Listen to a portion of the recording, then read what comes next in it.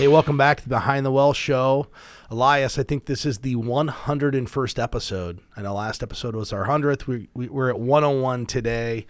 I feel like that's an awesome milestone, and I've invited you back for the first episode after 100. So the first episode after 100 is also a milestone? Absolutely. That seems it's like we're starting a new chapter. That seems like celebrating your third anniversary. Well, it's funny. Right before the show, Dan Walterman, who has Premier Health Insurance, came in here, and he said, "When am I going to get to go back on the podcast?" And Molly goes, "Well, you haven't been on since episode 2."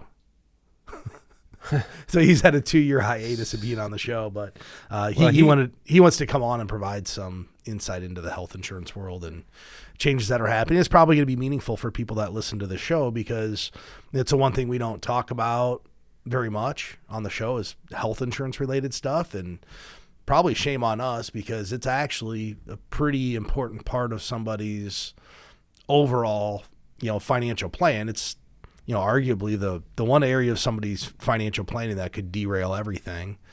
And there's no way to plan for your health. I mean, you can try to live a healthy lifestyle and have insurance, but at the end of the day, some people are lucky and some people are unlucky when it comes to health.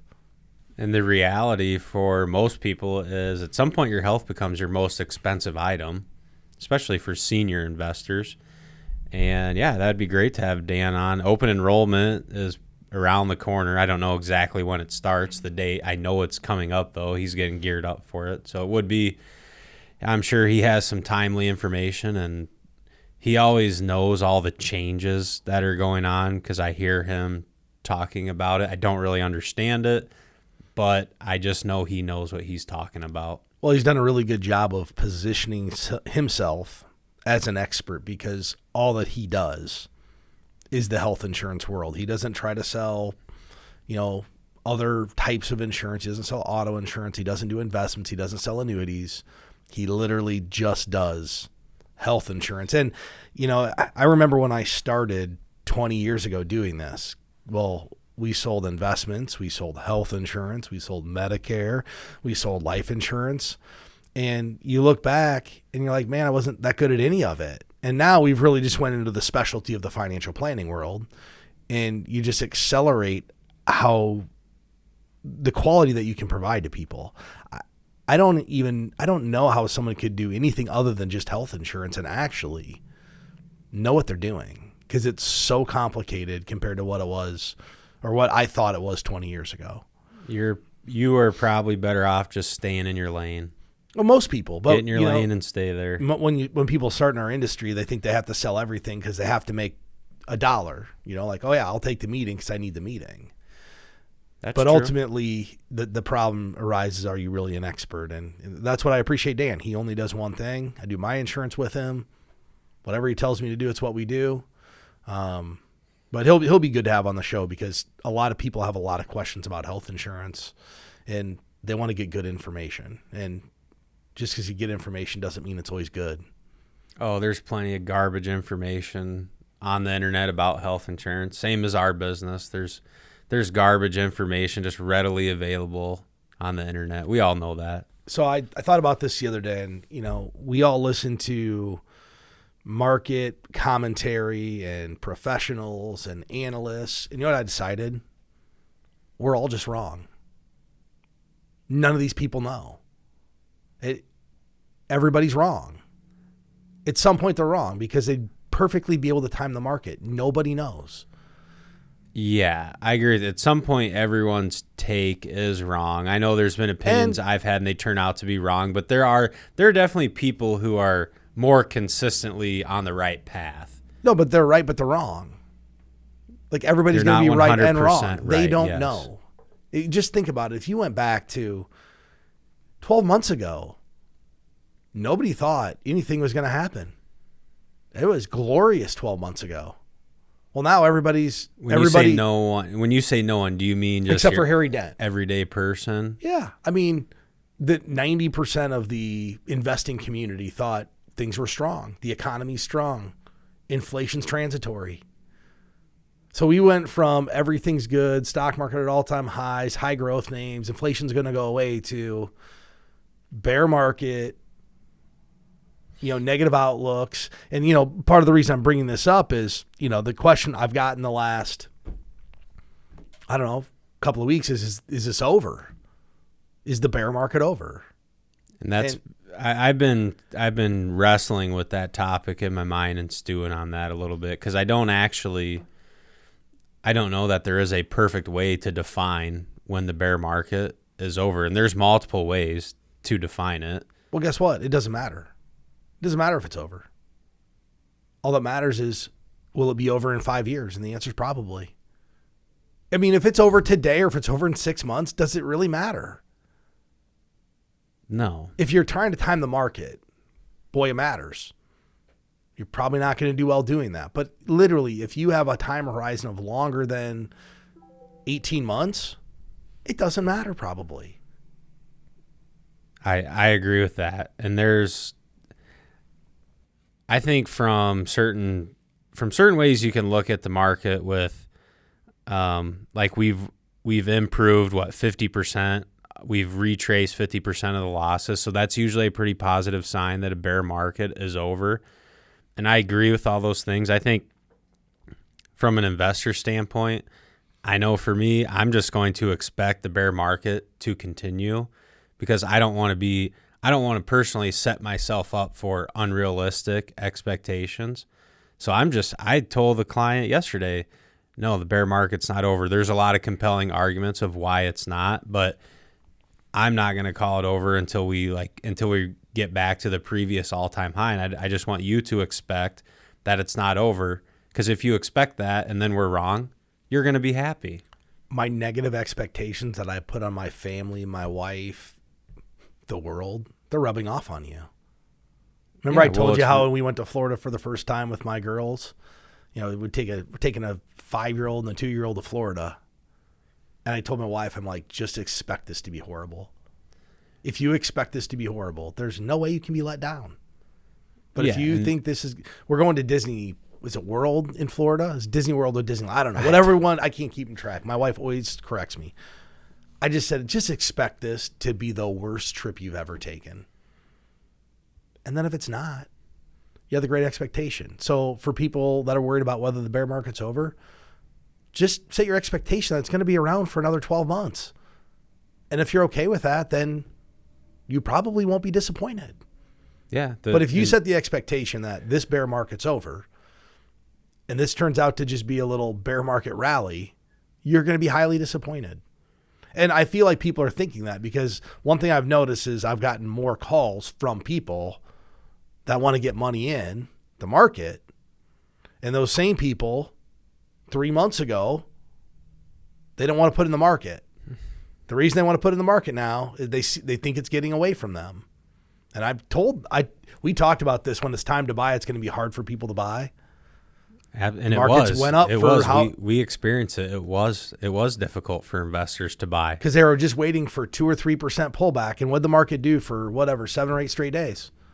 Up, up, up, up, up. And the talk next year, people say, "Oh, I really wish I would have bought in June of 2022." Yeah, we know. Okay, so I was listening to a podcast, because I'm always looking for myself. How do I diversify my world of investing? And there's a gentleman named Bill Winke, and he's probably one of the most famous white-tailed deer hunters in America. Okay. He's been writing for outdoor magazines for the better part, I think 25 or 30 years. And there was a podcast on a show called Exodus talking about Bill Winke and how he built and started buying farmland like 20 years ago. And it's the exact analogy you're talking about. He was buying his first acres for $300 an acre. Well, those acres today are selling for $5. I'm talking about non-tillable recreational land. Tillable land's worth a lot more, but literally buying these for $300 an acre 20 years ago, selling them for $5,000 an acre today. And he was telling a story when he was trying to buy this land. He was squeezing the farmer for $25 or $50 an acre. And he talked about how ridiculous it sounded today that he was worried whether he got it for $375 or $400. And his whole point was, if you want to own farmland or stocks, whatever it is, you just got to get your money in the game. And he was, so now he's looking back going, I was negotiating over $50 when realistically he probably would have paid $200 over what he actually paid. Yeah. When he looks back at that situation. That's exactly. He's like, I could have owned so many more acres if I wouldn't have worried about the $25. It's exactly the same as someone saying, man, I wish I would have bought in June instead of July or August. It's literally over a small period of time, a non-event. But if you don't do anything, it could be huge. He said, well, what if I would have bought an extra 500 acres because I got the acres I wanted because I wasn't worried about the $25. He'd be significantly better off. And his best point was, this is really good, and I'm relating stocks to farmland. They're interchangeable. He said, everybody's waiting to buy the perfect farm. Like, I want to buy a farm someday. I want to buy a farm for like 10 years, but guess what I haven't found? The unicorn. The perfect farm. Guess what you've missed out on? Buying land for that recreational land for 2,000 acre to 5. It doesn't matter whether it's perfect. It's still a cost per acre. Well, once again, it doesn't matter if you buy the perfect investment. You just got to get your money in the game. So I thought that was actually a really good parallel. His whole idea was just get your money in the game. Yeah, and I agree with all those points. And really, if you're engaging in any sort of investment content, financial content, and you haven't come to the conclusion that it's not possible to time the market, you'll get there. It's almost like in investing, there's two types of market timers. People that still believe they can do it, and then people that know it can't be done. And the people that still believe they can do it, they're on their way to knowing it can't be done. You know the reason they think they can do it? Because they got lucky once, or they haven't tried yet. They haven't tried. They actually have. You know what they haven't done? They haven't put any money in the game to try their theory. You're talking about like people sitting on the sideline right now. Yeah, they're saying, well, yeah, if I would have bought this stock here and sold it here, then I would have made X. Well, okay, put your money in the game and do it. It's easy to be the sideline quarterback. Get your money in the game. Yeah, everyone. Yeah. And if someone's telling you they're doing it, they could have got lucky. Chances are they won't.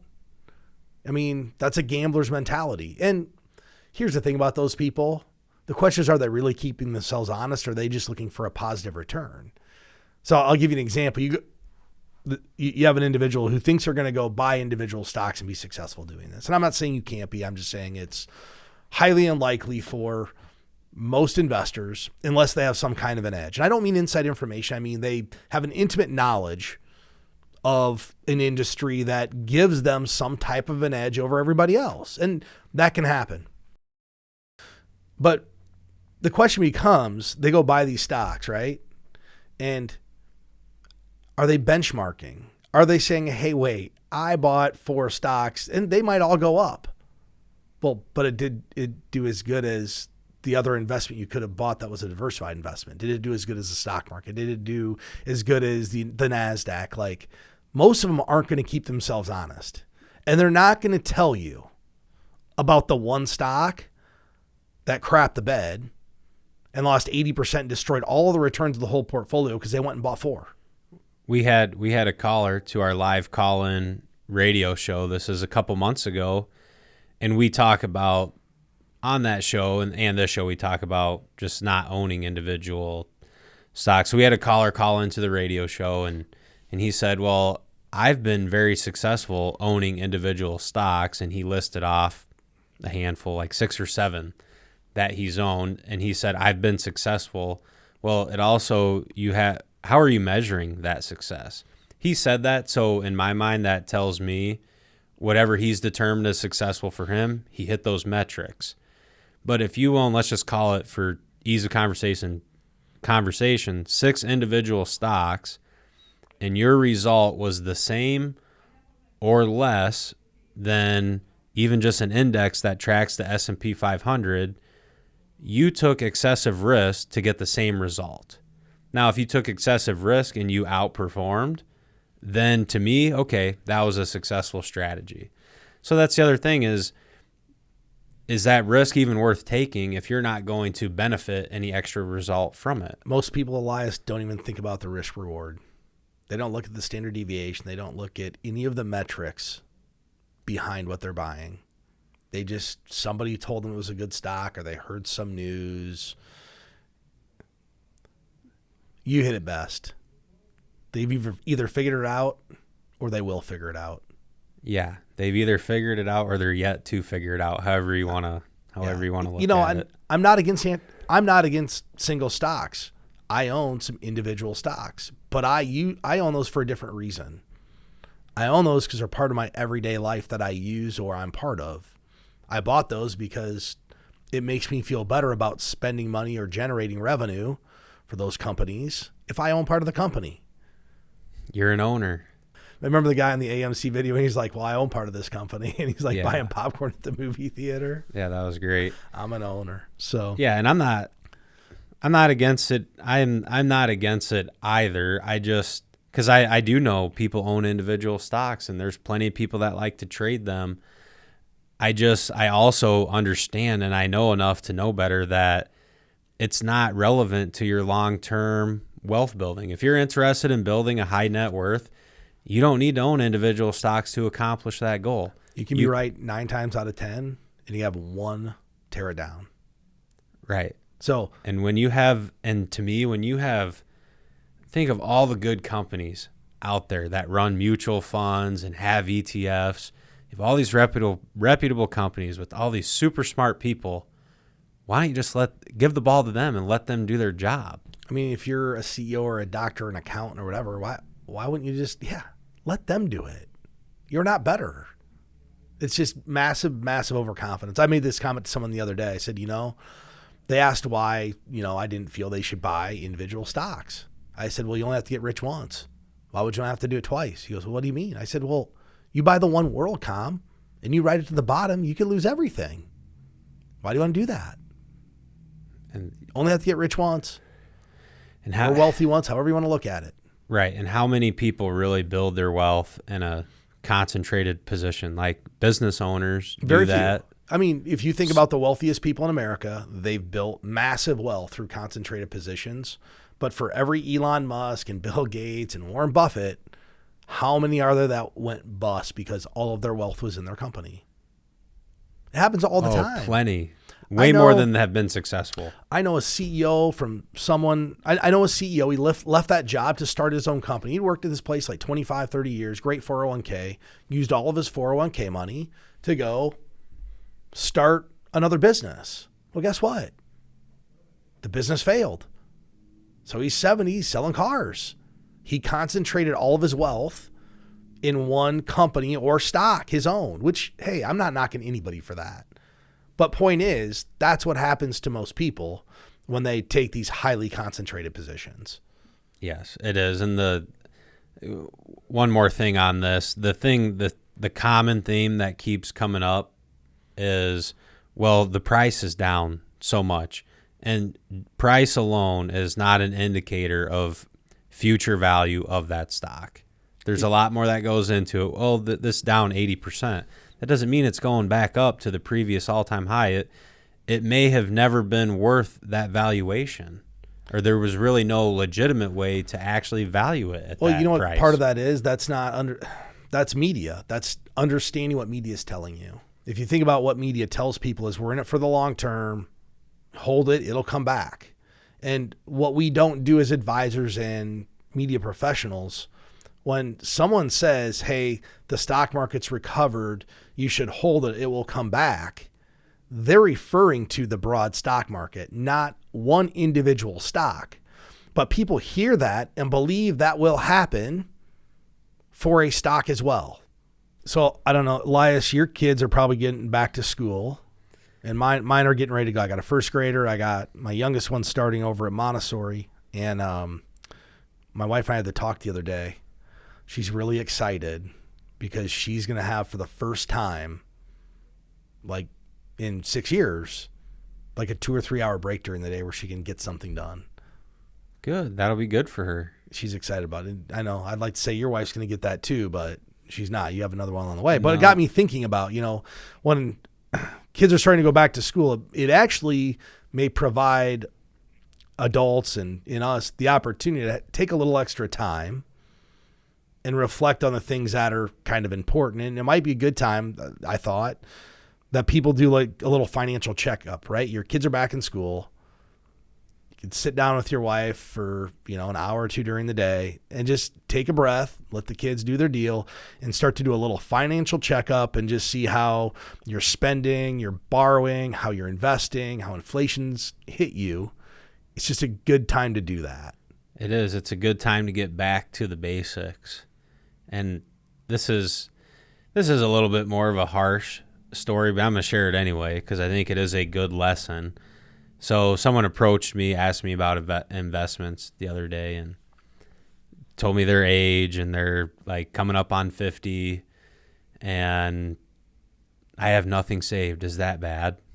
And I felt bad, but I said, well, it's really not great. You should get started. But that person had worked at a company that didn't offer a savings plan, never started an IRA or a Roth IRA, really didn't know anything about investing. So I think if you're consuming financial content through podcasts or YouTube, and you're like thinking about getting started, absolutely you need to get started because at a certain point, like it's almost too late, right? Coming up on 50, it's probably not too late if you really start saving a lot of money, but it's at some point you got to get started. So this might be a good reminder to do that. That's a good point. So I met with someone the other day and, they're mid 40s and he's like, I'm embarrassed to say this. I've only saved 70,000. I said, hey, don't be embarrassed. You're here. Like you should be embarrassed if you're not making the changes to get on the right track. I said, with don't that. be Yeah. embarrassed about not saving enough money. You're just like most people. The good news is you're trying to take the action steps to get yourself to make sure you have a dignified retirement and you can spend the amount of money you want to have in retirement. And in your mid 40s, don't feel like that's too late. You still have some time. You take 20 years, you'd be amazed what somebody can do in 20 years. I was reading a book by a gentleman in our industry, and they were talking about goal setting, Elias. And it talked about how over a 12-month period of time, most people vastly overestimate what they can accomplish. Meaning we all think we can do more or bigger things in 12 months than we really can. Okay? I agree with that. But over 3, 5, and 10 years, most people vastly underestimate what can be accomplished over a long period of time. So, and I think for a person saving, they're like, man, they sit down and they're like, oh yeah, I can save $2,000 a month. I can have $25,000 saved by the end of the year. And then they wake up and they only have 10. Like, man, I didn't hit my goal. I'm depressed. But if they would have focused on a longer term goal, they'd be surprised what they could accumulate over 20 years. Yeah. And saving $10,000 in 1 year. I mean, I don't really care who you are. That's pretty good. It depends on what your income is. If you've never saved any money, that's great. If you went from 0 to 10,000, that'd be drastic for most people. Oh yeah. Because if you've never saved $1 and you could save up 10, that's good. Like you did something right. Yeah. And that'll compound over 20 and 25 years for people. And there are a lot more, just in general, there's way more people that are not good with money and don't make saving and investing a priority than people that do. For sure. If there was just abundance of people that were saving and investing, well, it'd be harder to make content for the internet about how to do it right and how to do it well. Well, I think my only takeaway was just don't be embarrassed about where you're at. Like, not investing or saving because you're embarrassed isn't mature. Like, don't be embarrassed about it. Just take the bull by the horns and fix it. One of the biggest talking points of this year is that, how inflation is just hitting people. And one of the good exercises I think it's good for people to do, and I haven't even really started doing this with clients, but it's probably time to start thinking about this. And, if we update financial plans for people all the time, we probably need to update what people are spending. because the inflation projections we were using for the last 10 years have now all been skewed by this year. And the person that came in and said, I'm going to spend $4,000 a year, but now inflation is up 10, they're spending 4,500, things could change. So I think it's a good time for people, and people won't realize it's changing, right? You think about where inflation's hit people. It's gasoline, food, housing, those places. It's not their discretionary items. They can control that. But I would bet if people went back and tried to figure out if they're spending more now than they were, that would be a really good exercise for somebody to go figure out. Like, just, hey, what was your inflation rate? And it'd be pretty easy. You just, add up the spending last month and then go back a year ago and see you spent the same month. And at the end of the day, you know what your inflation rate is. And we think that'd be hard. It's not. You have online banking probably. Go pull a statement from August of 2021, August of 2022. Look at all the regular stuff you buy, food, groceries, take out all your discretionary food and groceries and see what it is. I'll bet it's higher. Yes. I think this is all speculation, but I think a trend a lot of people may notice is your spending habits probably shifted too, because before inflation was bad, people were spending more money on luxury items or discretionary spending. Well, then all of our necessary items, food and gas and shelter and everything, started going up. So I'm sure there's been kind of a switch too of where you're actually spending those dollars. But I'd have a hard time believing anyone's spending less money now than they were a year ago. Well, I agree with you. I don't think they are. And also the other thing that's happened, because of all the injection of money, I think we've seen some lifestyle creep. Like, that's something people should be aware of and avoid. Because think about it. We started sending out checks to people for child tax credit. We sent out stimulus checks to everybody. Like, all this just money injected into the economy, and people then decided, well, yeah, I can go spend this, and I can take this vacation, I can do this, and they started getting lifestyle creep. Probably the biggest indicator of lifestyle creep is look at all the nice vehicles out on the road now, and then we also know that repossessions of vehicles is trending upward. So that's a lifestyle creep right there. People had extra money and went out and got a no interest loan on a car that was real expensive. And here's the other way. I just went while we're sitting here and just Googled this real quick. Credit card debt year over year. Since the second quarter of 2021, credit card total balances have risen by $100 billion. That's a 13% increase. In credit card balances? So year over year, credit card balances have increased 13%. Lifestyle creep. And it's the largest year-over-year jump in 20 years. So what's happening? And you hit it on the head. This is what's happening. The basic necessities of life we're still paying with our bank account, but we still feel like we need to take the vacation, and all of our friends are taking vacation, and I need to go buy this new iPad or whatever it is, and it's going on the credit card. It's the number one indicator. YOLO. You got to YOLO while you can. Isn't it FOMO? You only live once. I had asked someone what FOMO was the other day. They're like, fear of missing out. I'm like, oh, God. You didn't know that? Well, no, the internet wasn't created when I got married. Well, why would I know? Yeah, that's true. So I think that's the other thing is if you use a credit card, which, if someone uses it responsibly, fine. It's probably not the best thing to do, but just have one. What gets really easy for people is they have 10 cards. And they have a small balance on each card, but those small balances add up to one gigantic balance that they have to tackle. Yeah. And the reason they do multiple cards isn't because they want multiple cards. They just feel better about having $1,000 balance on each card than $10,000 on one.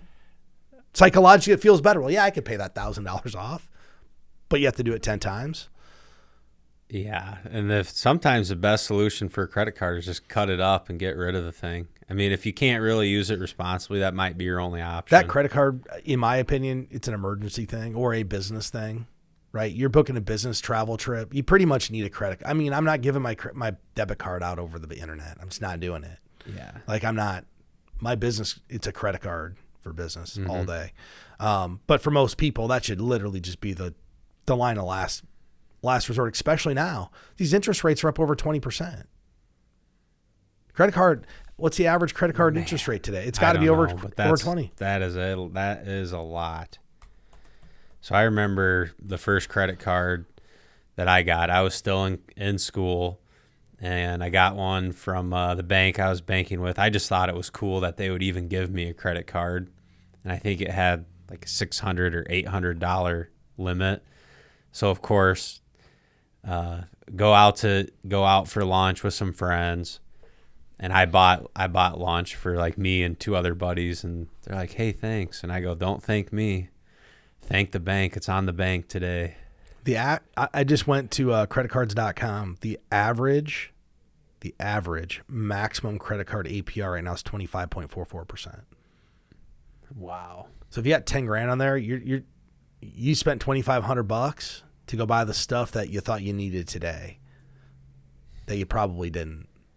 That's insane. That's a lot. It's a lot of money.